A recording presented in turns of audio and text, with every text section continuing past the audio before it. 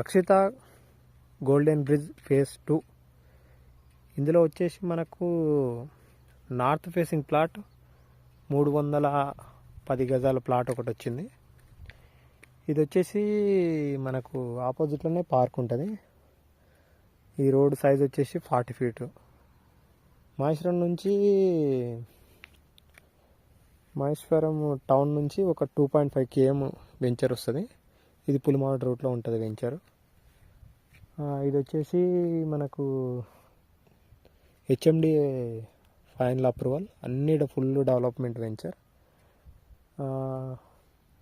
మనకు చాలా రీజనబుల్ ప్రైస్లో ఉన్నది.